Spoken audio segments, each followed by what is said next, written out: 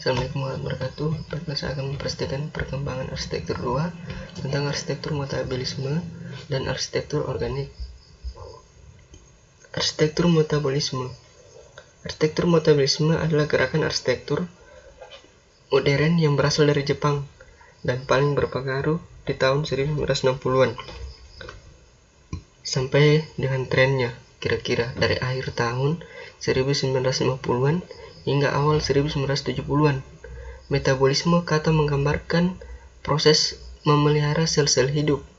Arsitek muda Jepang setelah Perang Dunia II menggunakan kata ini untuk menggambarkan keyakinan mereka tentang bagaimana bangunan dan kota harus dirancang meniru makhluk hidup. Rekonstruksi kota-kota Jepang pasca perang melahirkan ide-ide baru tentang masa depan, desain perkotaan, dan ruang publik. Arsitek dan perancang metabolisme percaya bahwa kota dan bangunan bukanlah entitas statis, tetapi selalu berubah organik dengan metabolisme. Struktur pasca perang yang mengakomodasi pertumbuhan populasi dianggap memiliki umur terbatas dan harus dirancang dan dibangun untuk diganti. Arsitektur yang dirancang secara metabolis dibangun di sekitar infrastruktur seperti tulang belakang dengan komponen seperti sel yang telah dibuat sebelumnya dan dapat diganti dengan mudah dipasang dan siap dilepas saat masa pakainya berakhir. Ide-ide avant-garde tahun 1960-an ini dikenal sebagai metabolisme. Sejarah arsitektur metabolisme. Gerakan metabolisme mengisi kekosongan yang ditinggalkan pada tahun 1959 ketika Kongres Internasional Naux d'Architecture Moderne atau CIM yang didirikan pada tahun 1928 oleh Le Corbusier dan orang Eropa tentang urbanisme statis ditantang oleh sekelompok arsitek muda Jepang. Metabolisme 1960, proposal untuk urbanisme baru mendokumentasikan ide dan filosofi Fumihiko Maki, Masato Otaka, Kiyonari Kikutake, dan Kisho Kurokawa.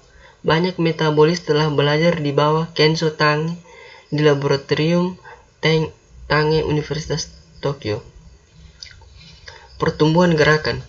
Beberapa rencana kata metabolis seperti kota luar angkasa dan polong landscape kota yang ditangguhkan sangat futuristik sehingga tidak pernah sepenuhnya terwujud. Pada konferensi desain dunia tahun 1960, arsitek mapan Kenzo Tange mempresentasikan rencana teoritisnya untuk membuat kota terapung di Teluk Tokyo pada tahun 1961. Kota helix adalah solusi metabolisme, biokimia, DNA, Kisho Kurokawa untuk urbanisme. Setelah periode waktu yang sama ini, arsitektur teoritis di Amerika Serikat juga dipamerkan secara luas. Anything Amerika dengan desain menara kota dan kota vertikal 300 lantai oleh Friedrich St. Florian yang lahir. Kemudian evolusi metabolisme. Dikatakan bahwa beberapa pekerjaan di lab Kenzo Tange dipengaruhi oleh arsitektur Louis Kahn dari Amerika antara 1957 sampai dengan tahun 1961. Kahn dan rekan-rekannya merancang menara modular bertumpuk untuk Richard Medical Research Lab di University of Pennsylvania. Ide geometris modern untuk menggunakan ruang ini menjadi model. Dunia metabolisme itu sendiri saling berhubungan dengan organik. Kahn sendiri dipengaruhi oleh karya mitranya Anything. Demikian pula Moshe Safdie yang magang dengan Kahn, memasukkan unsur-unsur metabolisme dan terobosannya Habitat 67 di Montreal, Kanada.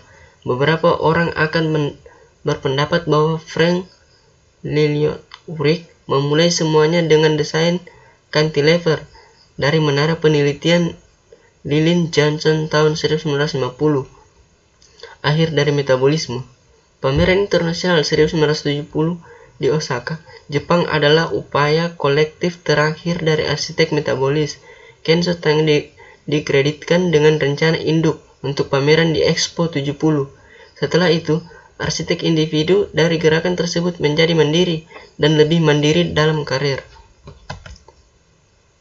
Contoh terbaik arsitektur metabolisme, Nakagin Capsule Tower atau Menara Kapsul Nakagin di Tokyo, Jepang.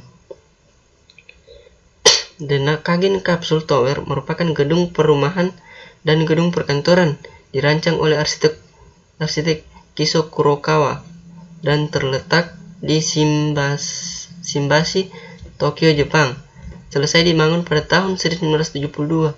Gedung ini adalah contoh yang dibangun dalam langkah untuk mewujudkan pertumbuhan negara Jepang, sekaligus menjadi sebuah gerakan untuk simbol dari kebangkitan pasca Perang Budaya Jepang. Gedung itu contoh pertama di dunia arsitektur kapsul dibangun dalam penggunaan aktual. Bangunan ini masih digunakan pada tahun 2010, namun kini telah rusak. Bangunan ini sebenarnya terdiri dari 2 menara beton yang saling berhubungan, masing-masing 11 dan 13 lantai. Kapsul dapat dihubungkan dan dikombinasikan untuk menciptakan ruang yang lebih besar. Setiap kapsul terhubung ke salah satu dari 2 poros. Arsitektur organik. Arsitektur organik adalah sebuah pendekatan perencanaan arsitektur yang diaplikasikan sebagian atau keseluruhan pada bangunan, yang konsepnya berakar pada bentuk-bentuk atau prinsip-prinsip alam. Arsitektur organik memperhatikan lingkungan dan harmoni dengan tapaknya. Pelopor-pelopor arsitektur organik antara lain Frank Lloyd Wright atau Antonio Gaudi dan Rudolf Steiner menggambarkan inspirasi prinsip-prinsip organik dengan caranya masing-masing, yang seringkali kesan organik yang dimunculkan mengantarkan pada bentuk-bentuk bebas dan ekspresif. Berikut beberapa konsep dasar dalam desain arsitektur organik. Building as nature atau bangunan bersifat alami di mana alam menjadi pokok dan inspirasi dari arsitektur organik. Kemudian continuous present. Arsitektur organik merupakan sebuah desain arsitektur yang terus berlanjut, di mana tidak pernah berhenti dan selalu dalam keadaan dinamis, yang selalu berkembang mengikuti zaman tanpa menghilangkan unsur keasliannya. Kemudian form follow flow. Arsitektur organik harus mengikuti aliran energi alam sekitarnya secara dinamis. Alam dalam hal ini dapat berubah kekuatan struktural, angin, panas, dan arus air, energi bumi, dan medan magnet. Kemudian of the pupil. Perencanaan bentuk dan struktur bangunan didesain berdasarkan kebutuhan pemakaian bangunan. Perencanaan untuk kenyamanan pemakai bangunan juga sangat penting. Kemudian of the hill. Idealnya dalam suatu bangunan organik akan terlihat tumbuh dan terlihat unik dalam sebuah lokasi. Lokasi yang buruk dan tidak biasa akan menjadi tantangan bagi arsitektur organik untuk memberikan solusi tak terduga dan imajinatif. Kemudian of the material. Bentuk organik terpancar dari kualitas bahan bangunan yang dipilih. Arsitektur organik selalu memiliki material baru dan terkadang menggunakan material yang tidak biasa di tempat yang tidak biasa. Kemudian youthful and unexpected. Arsitektur organik biasanya memiliki karakter yang sangat individu. Arsitektur organik dapat terlihat mudah, menarik, dan mengandung keceriaan anak-anak. Desain tersebut kadang-kadang dibuat dengan penuh aksen dan memberikan kejutan yang tidak terduga. Kemudian living music. Arsitektur organik mengandung unsur musik modern di mana mengandung keselarasan irama dari segi struktur dan proporsi bangunan yang tidak simetris. Arsitektur organik selalu futuristik dan modern. Contoh terbaik arsitektur organik. Salah satu karya Frank Lloyd Wright yaitu Falling Water yang menunjukkan harmoni antara bangunan dan alam. Bentuk rumah ini tidak seperti rumah pada umumnya yang cenderung terikat oleh ruang dan menghasilkan bentuk yang biasa saja. Falling Water membuktikan bahwa Keterikatan fungsi bangunan tidak menjadikan bentuk bangunan menjadi kaku, namun dapat menghasilkan bentuk yang luas dan ekspresif. Merujuk pada konsep arsitektur organik yang terinspirasi atau dekat dengan alam, bangunan ini didirikan langsung di atas air terjun yang curam pada alam. Pada sebuah pedesaan, Frank Lloyd Wright menggunakan air dinamis dalam bentuk air terjun yang membuat bangunan tersebut seolah melayang dengan dominasi material alam. Bagian bangunan yang terkesan melayang dan menjorok ke air terjun adalah ruang keluarga. Air terjun tersebut menjadikan musik alami yang dapat terdengar di seluruh ruangan rumah. Batuan alam digunakan pada interior bangunan seperti lantai dan dinding, sedangkan kayu digunakan untuk perabot seperti kursi dan meja. Falling water mengikuti bagaimana kondisi alam, di mana struktur bangunan dirancang disesuaikan dengan keadaan tapak. Bukaan-bukaan besar seperti jendela pada ruangannya dirancang untuk